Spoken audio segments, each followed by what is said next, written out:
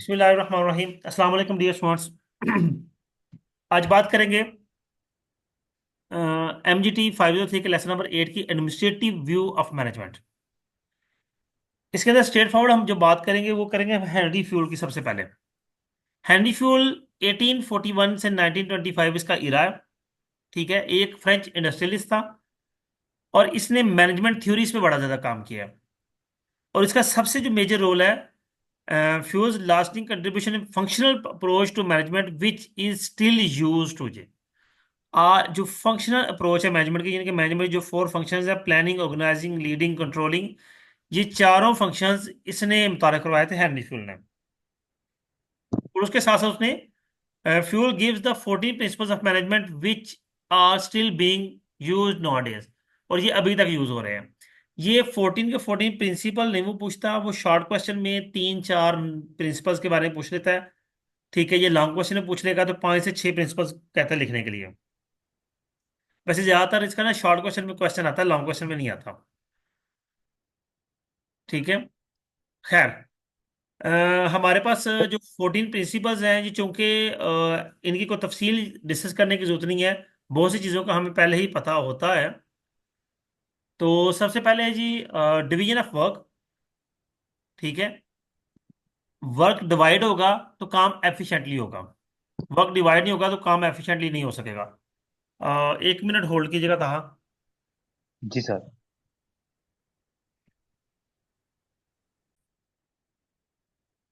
अच्छा, बात कर रहे थे फ्यूल की 14 प्रिंसिपल की। सबसे पहला ये डिवीजन ऑफ वर्क। जैसा कि मैंने बताया कि इसमें वर्क जब डिवाइड होगा, अब एक आप बात कर लें, एक फैन है तो फैन को, सीलिंग फैन है, उसके विंग्स, उसकी मशीनरी, उसकी बॉडी, उसका पाइप, यानी कि हर एक चीज जब एक फैक्ट्री में काम हो रहा है तो डिफरेंट पर्सन उसको तैयार कर रहा है। तो अब वो बंदे अपने काम में इतने माहर हो जाते हैं कि वो आंखें बंद करे भी काम कर रहे हो तो उनके काम में गलती नहीं आती। This is called division of work and perfection. फिर अथॉरिटी। अल्टीमेटली बात है कि जब आप किसी को अथॉरिटी देते हैं तो वो काम बेहतर तरीके से करता है, रिस्पॉन्सिबिलिटी के साथ करता है। आप एक बंदे को मैनेजर की पोस्ट पर बिठा दें और फिर उसे कहें कि तुमने कोई भी डिसीजन मुझे से पूछे बगैर ही लेना, तो फिर उसके मैनेजर होने का कोई फायदा नहीं है।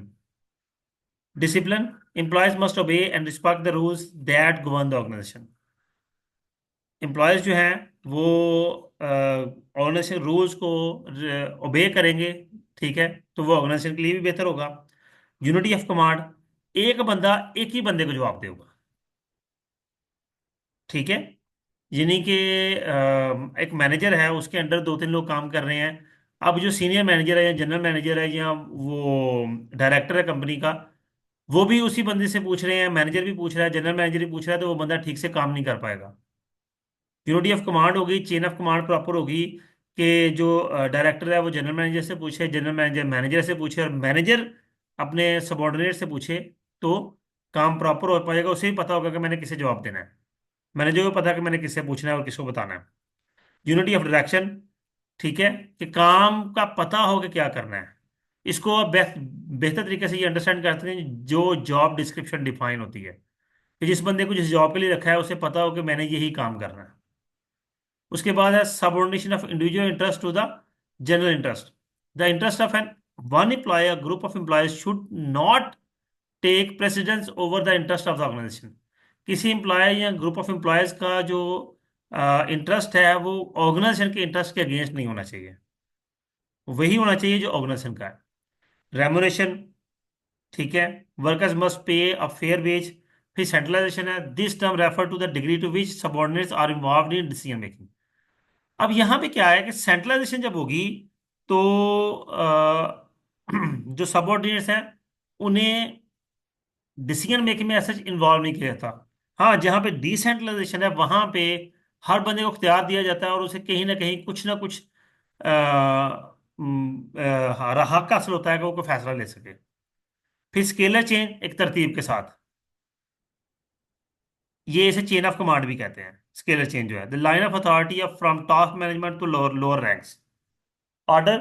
The people and material should be right place at the right time. कौन सा बंदा किस काम के लिए कहाँ चाहिए, कौन सी चीज कब कहाँ चाहिए, this is called order. Equity. The manager should be kind and fair with their subordinates, यानी कि हर एक को इक्वली ट्रीट करना। Stability of tenure of personnel. जो एम्प्लॉयज रखे हुए हैं उनके टेन्योर में भी स्टेबल हो। ये ना हो कि जी जब जरूरत है तो एम्प्लॉय रख लिए, जरूरत खत्म हुई तो एम्प्लॉय फारिग कर दिए। इसमें ये चीज होती है कि जिस तरह शुगर मिल है आजकल, शुगर केन का दौर है, ठीक है, सीजन है। तो sugar mill sugar cane purchase करेंगी, उसे शुगर बनाएगी, 3 4 महीने 5 महीने वहां पे काम होगा, उसके बाद 7 8 महीने वो मिल्स खाली बंद रहेंगी। तो शुगर मिल्स क्या करती हैं, वो अ, जो डेली वेजेस पे वर्कर्स होते हैं उनको उठाती है। ये 4 5 महीने उनसे काम लिया, डेली के हिसाब से उन्हें वेज पे की, और फिर जब काम खत्म हुआ तो उन्हें फारिग कर दिया। उन्हें मंथली बेसिस पर हायर नहीं किया जाता कि वो ये उम्मीद लगाएं कि जी हम लंबे अरसे तक यहाँ पे रहेंगे। Initiative employees who are allowed to originate and carry out plans will exert high level of effort. Employees जो हैं, अब देखें, जब एम्प्लॉयज इनिशिएट इनिशिएट लेंगे तो वो एफर्ट भी पुट करेंगे। अब है ये एस्पिरिट डी कॉप्स, ये एक लैटिन टर्म है। Promoting team spirit will build harmony and unity with the organisation. Team spirit को प्रमोट करना है कि 2 3 4 लोगों को मिलकर काम दिया जाए, 2 लोग भी हों तो वो टीम ही कहलाती है। इससे क्या होगा कि लोगों में यूनिटी क्रिएट होगी, लोग एक दूसरे के साथ मिलकर काम करने को पसंद फरमाएंगे। खैर जी, 14 प्रिंसिपल्स हैं। उसके बाद हमारे पास लेसन नंबर 9 आ जाता है, बिहेवियर थ्योरीज ऑफ मैनेजमेंट। अब बिहेवियर थ्योरी जो है, ये बेसिकली जो टॉपिक लिंक्ड है ये ऑर्गेनाइजेशन बिहेवियर से है। अब बिहेवियर थ्योरीज कौन कौन सी हैं जी, हम डायरेक्टली बात करते हैं। हमारे पास ये 4 people stands out as early advocates of OB approach. 4 लोग कौन है, Robert Owen, Hugo Munsterberg, Mary Parker and Chester Barnard. Robert Owen क्या कहता है, a successful Scottish businessman proposed a utopian work place. अच्छा, इन चारों के बारे में है। Hugo Munsterberg created the field of industrial psychology. Mary Parker Follett Follett was a social philosopher who thought the manager's job was to harmonize and coordinate group efforts।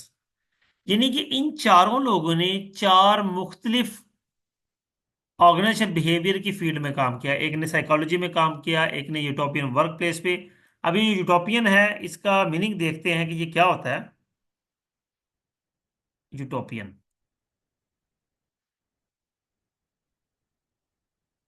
Screen नजर आ रही है आपको गूगल? नहीं सर। अच्छा, चलिए एक minute जरा, मैं स्क्रीन दोबारा शेयर कर देता हूँ। शायद मैंने फिर वो कमेंट शेयर नहीं की थी जी। चलो,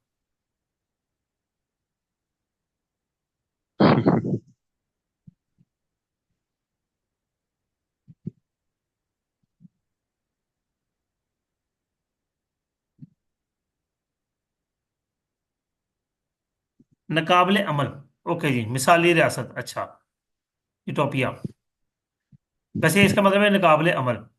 अब वापस आते हैं जी, वहां पे क्या बात कर रहा हूँ जी। रॉबर्ट सक्सेसफुल नाकाबिले अमल मतलब काम ही ना उस पे। जी जी। नाकाबिले में मतलब काम ही ना उस चीज पे जिसने नहीं, स्टडी की है। नकाबले अमल से मुराद ये होता है कि इसको कह लें कि सेपरेट जो काम, यानी कि ये कह लें कि काम एक बंदा कर रहा है तो उसके अलावा कोई कर ही ना सके। नमूना टाइप।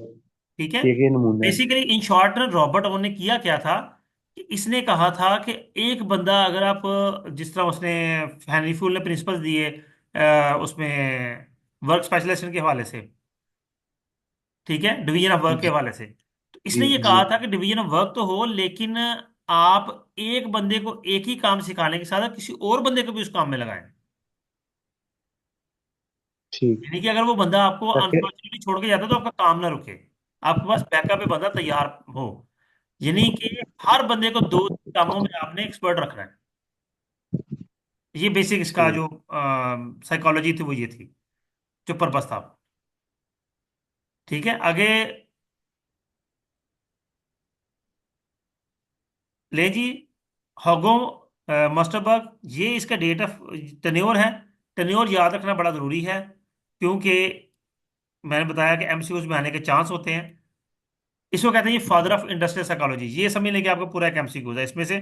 डेट ऑफ डेट भी आ सकती है, और ये भी पूछा जा सकता है who is the term as father of industrial psychology. ठीक है। Finding ways to identify individuals best suited to particular job. वो वेज फाइंड किए कि पता लगाया जा सके कि वो सब बंदा किस जॉब के लिए बेहतर है। Identify the psychological conditions for optimum efficiency. Finding ways to influence individual behaviour to be congruent with management objectives. वो वेज फाइंड किए जिससे इंडिविजुअल बिहेवियर पर इंफ्लुएंस किया जा सकता है मैनेजमेंट के ऑब्जेक्टिव्स को अचीव करने के लिए। ये इस बंदे ने बेसिकली काम किया, और सबसे ज्यादा काम भी इसी का है ऑर्गेनाइजेशन बिहेवियर के ऊपर। उसके बाद है Mary Parker, broad a management the perspective of political science and social work. अच्छा, ये लेडी है, good. She identified the importance. एक तो नाम तो पता क्यों नहीं लगता ना। अच्छा, मैरी, ठीक है। जैसे मैरी पॉर्कर एक प्रॉपर फीमेल नेम है। तो यार ये कौन सा इनके नामों का पता चलता है हमें। वो तो मैरी से क्लियर हो ना, मैंने पहले गौर ही नहीं किया। मैरी फीमेल नेम होता है। पार्कर जरूरी नहीं है। पार्कर मेल नेम है, फीमेल नहीं है। पार्कर, बिल्कुल पार्कर नहीं, मैरी की बात की है मैंने। हाँ। The importance of the functioning of groups, not just individuals in organisation. देखिए ये क्या इसने बात की कि इंडिविजुअल्स की नहीं बल्कि ग्रुप्स की इंपॉर्टेंस होनी चाहिए ऑर्गेनाइजेशन के अंदर। The principle of power with rather than power over. Power with यानी कि मिल के काम। कोई बंदा स्ट्रांग है तो किसी दूसरे की वजह से, अकेला बंदा स्ट्रांग ना हो। कॉन्फ्लिक्ट रेजोल्यूशन सपोर्ट थ्रू में, इंटीग्रेशन। जी। मीन्स के सपोर्ट में एक दूसरे की। हाँ, यही बात पिछले भी यही है ना, कि अगर आप किसी एक बंदे को बिल्कुल। एम्पावर कर दें और वही बंदा आपको छोड़ के चला जाए तो आपका सारा सिस्टम डिस्टर्ब हो जाएगा। ऐसे ही। उसके बाद है Hawthorne studies. Hawthorne studies without question the most important contribution to the developing organisation behaviour field came out of Hawthorne studies, a series of studies conduct. ये तो पहले बात कर जो electric Western Electric company works in Cicero Illinois, started in 1924 and continued through over the early 1930s, were initially designed by Western Electric Industry engineers, was scientific management experiment।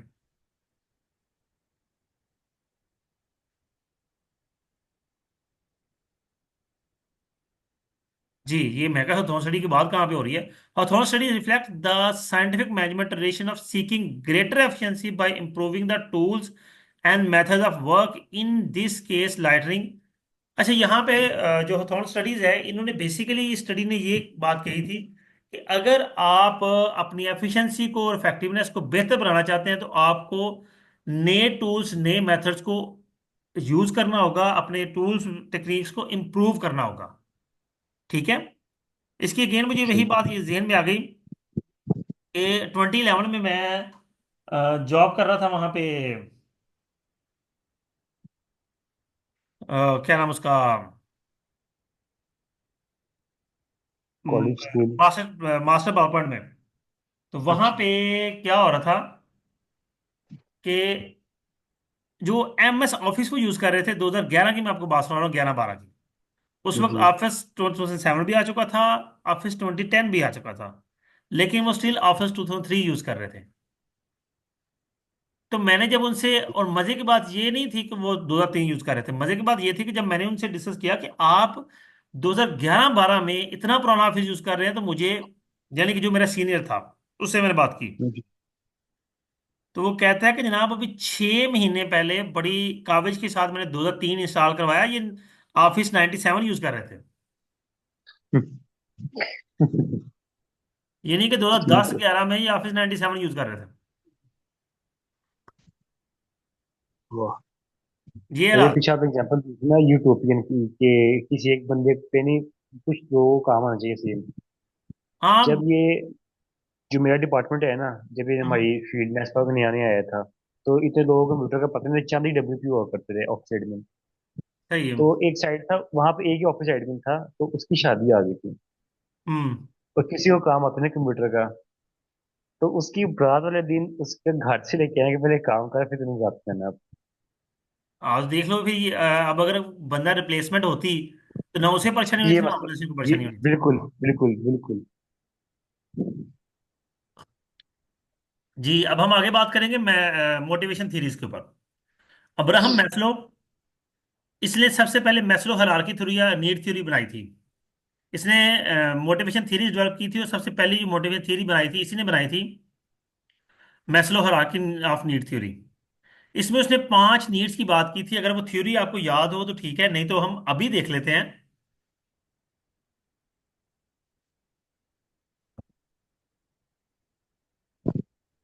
Maslow, मान जा यार। जी, Maslow hierarchy of need.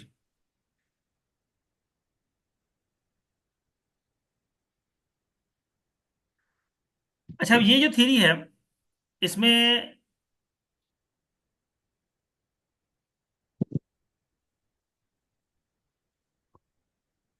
देखिए ये pyramid, ये 5 needs इन्होंने बताई। जी। इसमें psychological needs हैं, सेफ्टी नीड्स हैं, उसके बाद लव एंड बिलोंगिंग्स लिखा हुआ है। ठीक है। उसके बाद सेल्फ एस्टीम है और सेल्फ एक्चुअलाइजेशन है। ये टोटल 5 नीड्स हैं। Maslow hierarchy of need theory है। ये पिरामिड ये बताता है कि साइकोलॉजिकल नीड्स हर एक की हैं, तकरीबन सेफ्टी नीड भी हर एक की हैं। और ये लव एंड बिलोंगिंग लिखा ना, इसे सोशल नीड्स कहते हैं। सोशल नीड में लोग कम आ जाते हैं।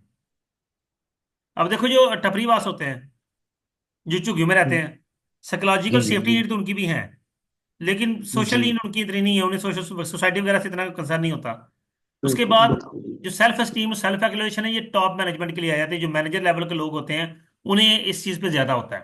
तो देखिए तो यहाँ पे सेल्फ आपको बहुत स्टीम कम लोग मतलब, रह गए। सेल्फ स्टीम मतलब, हम्म। सेल्फ स्टीम मतलब। या रिस्पेक्ट, उसके बाद स्टेटस रिकग्निशन। ठीक है। ओके। उसके बाद आ जाएंगे फिर वापस। लैपटॉप की बैटरी बिल्कुल लो है, चार्जर्स नहीं है। लेक्चर कंप्लीट करते हैं, लैपटॉप बंद हो जाना। अच्छा जी। चलो। उसके बाद बंद हो गया।